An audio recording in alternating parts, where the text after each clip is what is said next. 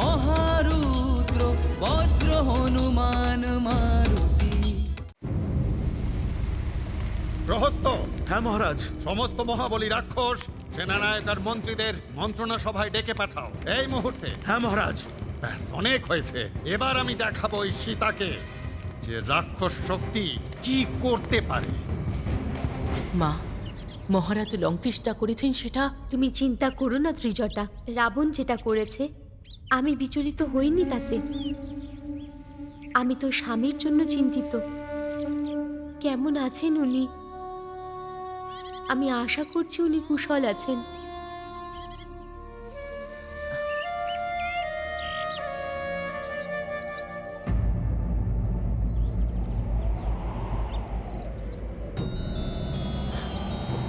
এই অসময়ে তীব্র বায়ু প্রবাহ।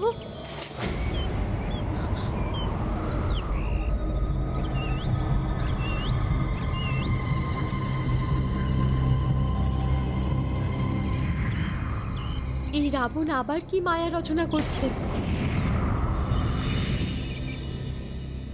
প্রণাম দেবী সীতা।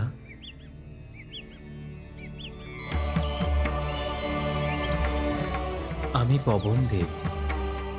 হনুমান আমাকে প্রভু শ্রীরামের এই রুদ্রাক্ষের মালা দিয়ে পাঠিয়েছে।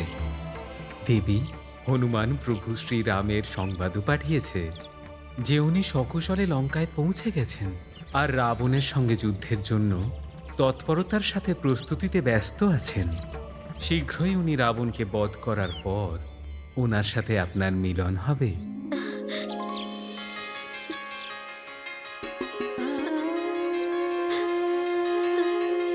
পবনদেব এই সূচনা দিয়ে আমার অতৃপ্ত হৃদয়কে প্রসন্নতার মাধ্যমে ভরে দিলেন। ধন্যবাদ আপনাকে।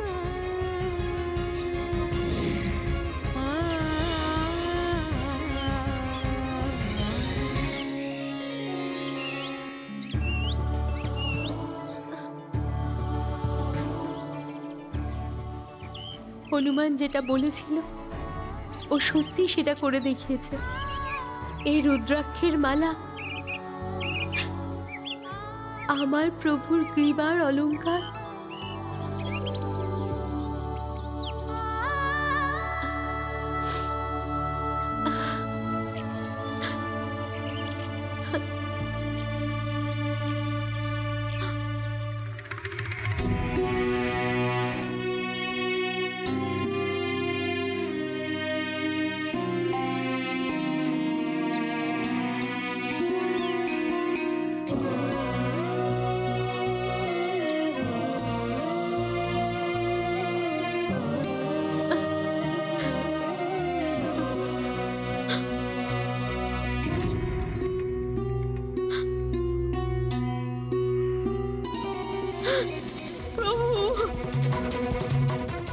শ্রীরাম। প্রিয়া সীতা, তোমার স্পর্শের অনুভূতি আমি অনুভব করতে পারছি। হনুমান, সীতা প্রসন্ন। অবশ্যই তার কাছে আমার বার্তা পৌঁছে গিয়েছে। আমি বুঝতে পারছি না তোমাকে কিভাবে ধন্যবাদ জানাবো। তুমি বারবার আমার ধন্যবাদের পাত্র হয়ে উঠছ হনুমান, বারংবার। ধন্যবাদ কিসের প্রভু? আমি তো সৌভাগ্যবান যে আপনি আমাকে সেবা করার সুযোগ দিয়েছেন। আপনার চরণে স্থান পাওয়াটাই আমার জন্য বড় উপহার প্রভু। আপনি শুধু আদেশ করুন যে আমাকে আর কি কি করতে হবে। হনুমান, এবার আমাদের যুদ্ধের পরিকল্পনার প্রস্তুতি নেওয়া উচিত।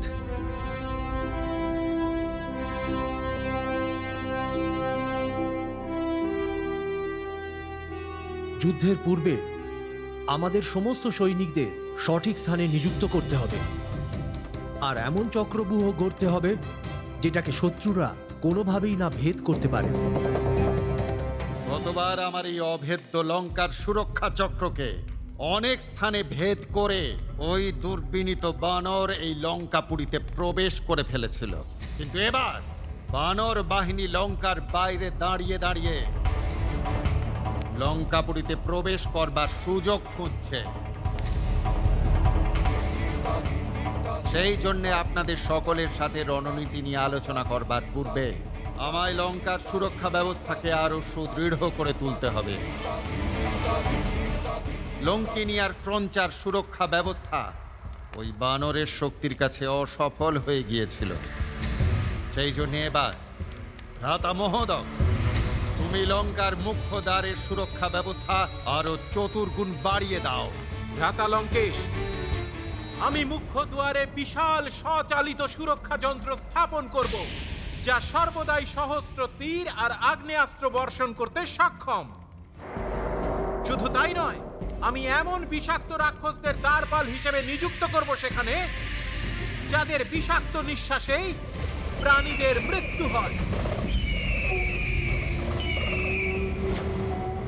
রাবণ তার 4টে মুখ্য দ্বারের সুরক্ষা ব্যবস্থা আরও কড়া করছে। এই জন্য ওই 4টে দ্বারেই আমাদের মহান যোদ্ধারা নিযুক্ত হবেন,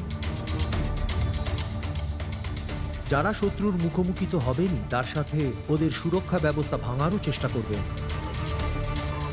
হনুমান, কোন যোদ্ধা কোথায় থাকবে তা তুমি ঠিক করবে। লঙ্কার পূর্ব দিকের দ্বারে মহাবলী, যুদ্ধে পারদর্শী নীল, গন্ধমাদন আর সুসেন, এদের নেতৃত্বে 1 কোটি বানর সেনা নিযুক্ত হবে। যুবরাজ অঙ্গদের কড়া নজরদারিতে সেনাপতি ঋষভ গবক্ষ, গজ গবয় আর তাদের 1 কোটি সেনা পশ্চিম দ্বারের দিকে প্রস্থান করবে।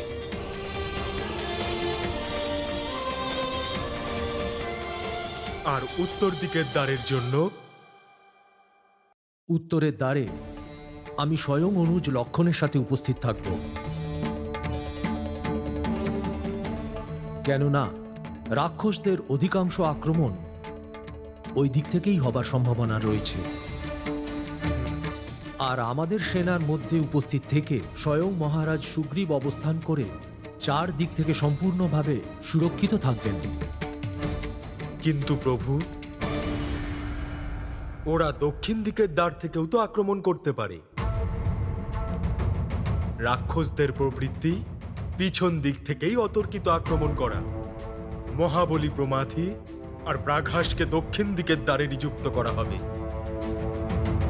আর আমি 4টে দ্বারের দিকেই নজর রাখব।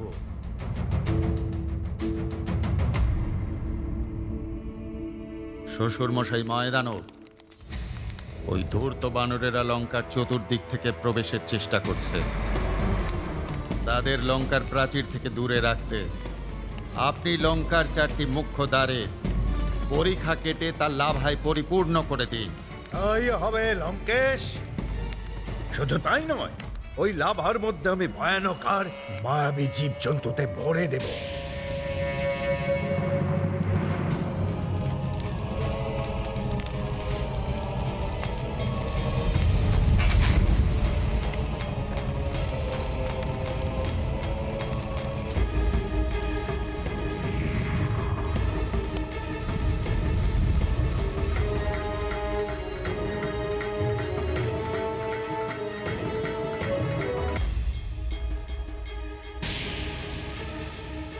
এ তো দেখছি লঙ্কার দরজার চারিদিকে গভীর খাদের নির্মাণ করেছে।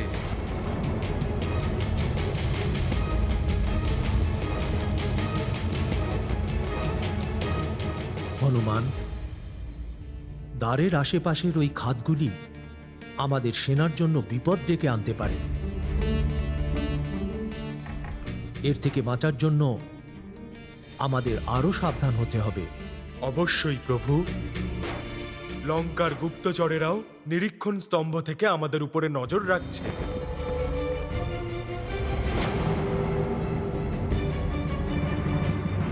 এক নেত্র নিরীক্ষকদের সরিয়ে দেওয়া হোক। বধ করে দাও তাদের। ওরা অযোগ্য, অসক্ষম।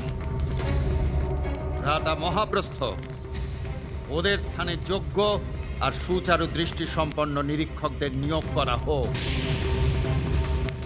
যাতে লঙ্কা থেকে ওই বানর সৈন্যদের সমস্ত গতিবিধি লক্ষ্য করা যায়।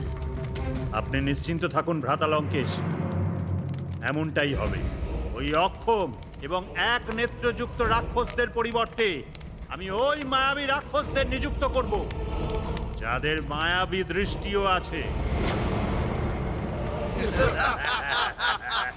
তোমাদের মতো অসমর্থ রাক্ষসদের এই লঙ্কাতে কোনো প্রয়োজন নেই, যাও।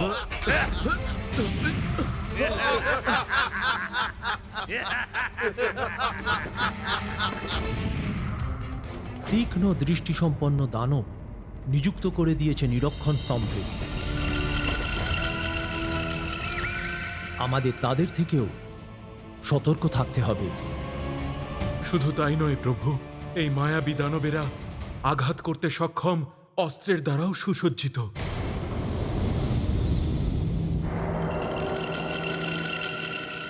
আপনি সত্যই বলেছেন বিভীষণ।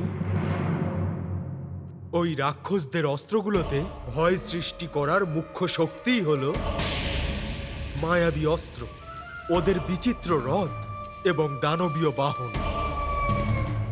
ওদের বিভিন্ন ঘোড়াশালে অনেক দানবীয় অশ্ব, আর ওদের হাতিশালে বহু সুরযুক্ত হাতি ভরে রয়েছে। ওদের ভূমিগত অস্ত্রাগারে বিষাক্ত তীর সহিত অনেক দানবীয় মায়াবী অস্ত্রশস্ত্র, তীক্ষ্ণ ধারযুক্ত খড়গ থেকে শুরু করে তীক্ষ্ণ শূলও রয়েছে, দৃঢ় গদা থেকে শুরু করে বজ্র সমান মুগুর এবং ভয়ঙ্কর ঢাল থেকে শুরু করে অনেক বিনাশক দিব্যাস্ত্র রয়েছে। এই সব কিছু রয়েছে ওই রাক্ষস সেনাদের কাছে, যা শত্রু সেনাদের মধ্যে মহাবিনাশ সৃষ্টি করতে পারে। কিন্তু আমি ওদের মুখ্য অস্ত্রাগারকে সম্পূর্ণ ভস্মীভূত করে দিয়েছি।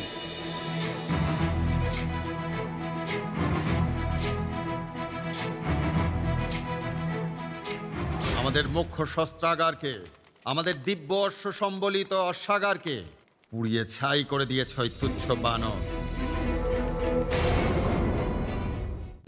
সেনাপতি প্রহস্ত, এটা তোমার উত্তর দায়িত্ব যে আমাদের অস্ত্র শস্ত্র, আমাদের দানব অশ্ব শক্তি, আমাদের পদাতিক সৈন্য, তাদের অস্ত্র শস্ত্র সব যেন নতুন করে বানানো হয়। আমি এক্ষুনি গিয়ে নতুন অস্ত্র প্রচুর পরিমাণে তৈরি করার নির্দেশ দিয়ে আসছি মহারাজ, যেগুলো দিয়ে সমস্ত বানরদের উপযুক্ত সংহার করতে পারে।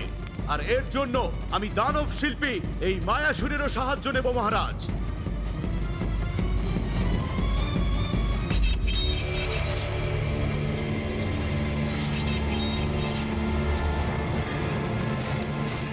আমার সম্পূর্ণ বিশ্বাস প্রভু, রাবণ তার অস্ত্র নির্মাতাদের নতুন নতুন প্রাণঘাতী অস্ত্র নির্মাণে অবশ্যই নিযুক্ত করেছে। ওই মহাঘাতক অস্ত্রগুলোকে নিয়ে আপনার চিন্তা করার কোনো প্রয়োজন নেই প্রভু। আমাদের বানর সেনার ঢাল হবে বড় বড় শিলা, আর তাদের অস্ত্র হবে বিশাল বিশাল বৃক্ষ। ওই রাক্ষসদের থেকেও সব থেকে শক্তিশালী অস্ত্র হলো আমাদের বানর সেনার উৎসাহ, তাদের আত্মবিশ্বাস আর আপনার আশীর্বাদ প্রভু।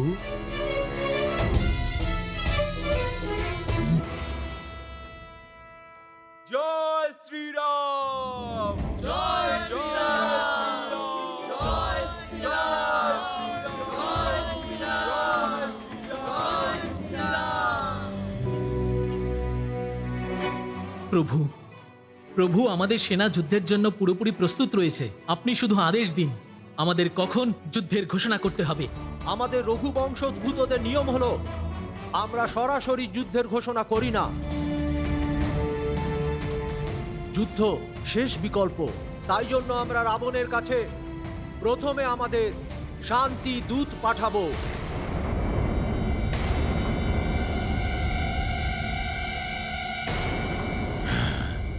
এর জন্য হনুমানের থেকে উত্তম আর কেউ হতেই পারে না।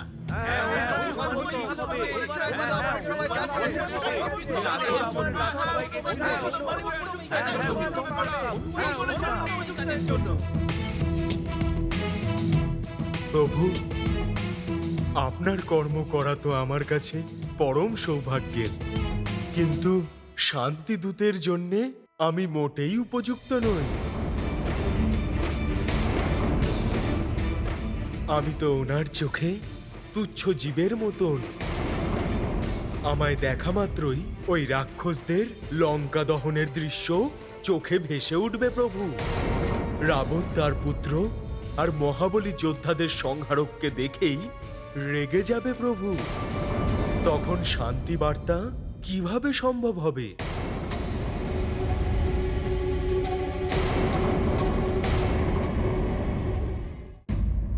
সত্য বলেছ হনুমান। এখন তোমাকেই বলতে হবে যে কাকে শান্তিদূত করে পাঠানো যায়।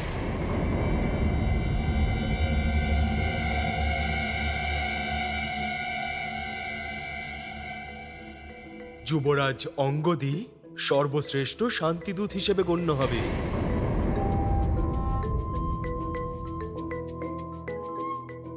প্রভু, ওর পিতা মহারাজ বালি রাবণের পরম মিত্র ছিলেন। সেই জন্যে রাবণ একে সরাসরি আক্রমণ বা বধ করার চেষ্টাও করবে না। রাবণ অবশ্যই যুবরাজ অঙ্গদের বার্তা শুনবেন। সুযোগ তো ভালোই প্রভুর সেবা করার জন্য, কিন্তু এই কার্যে যদি আমি অসফল হই তাহলে তো প্রভুর দৃষ্টিতে আমি ছোট হয়ে যাব।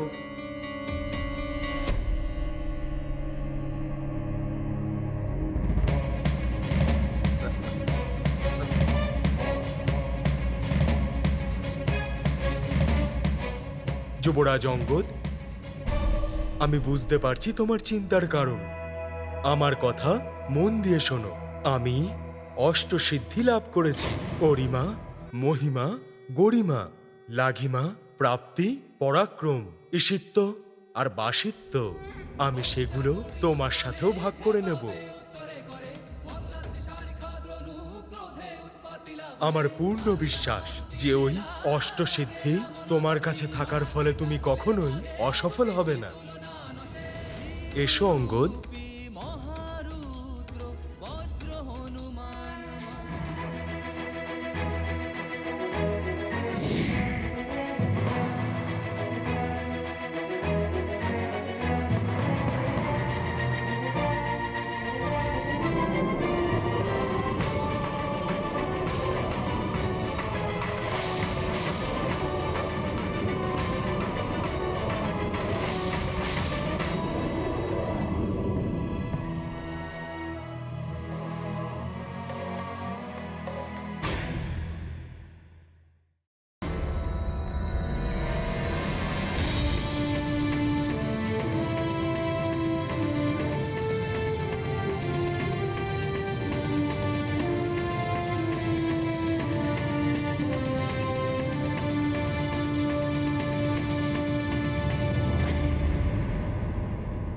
প্রভু, মহারাজ হনুমান আমার মধ্যে পূর্ণ আত্মবিশ্বাস জাগ্রত করে দিয়েছেন। এবারে আমি শুধু রাবণেরই নয়, আপনাদের আশীর্বাদে তো এই সমগ্র লঙ্কার সম্মুখীন করার জন্য প্রস্তুত। খুব ভালো। যাও যুবরাজ অঙ্গদ, আর শীঘ্রই শুভ সংবাদ সঙ্গে নিয়ে ফিরে এসো। যথা আজ্ঞা প্রভু। প্রণাম।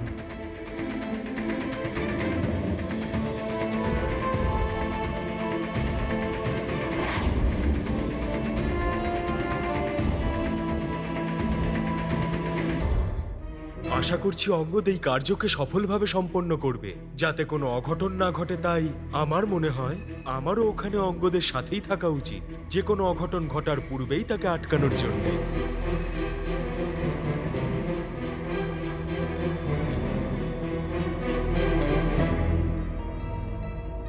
প্রণাম প্রভু।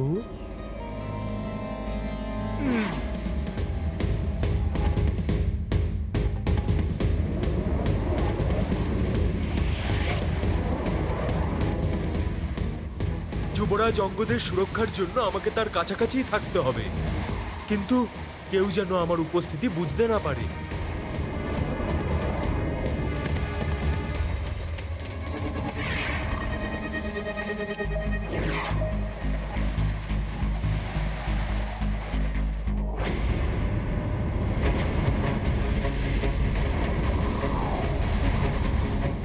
এই বানর আমাদের মধ্যে বড়ই দুঃসাহসী বানর তো এটা।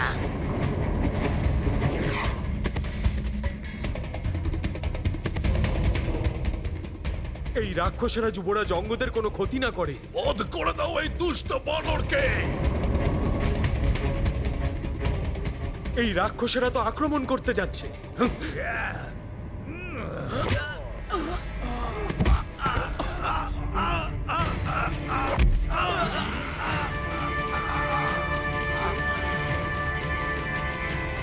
ও যেন পালাতে না পারে।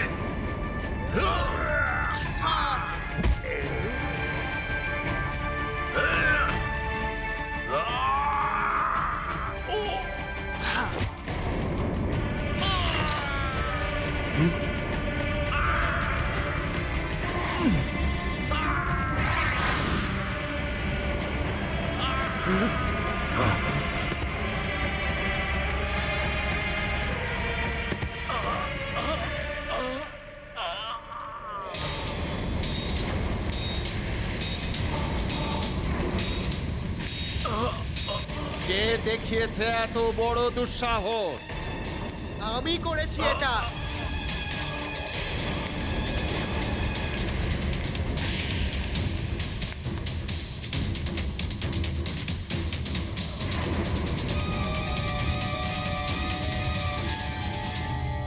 প্রভু শ্রী রামচন্দ্রের দূত।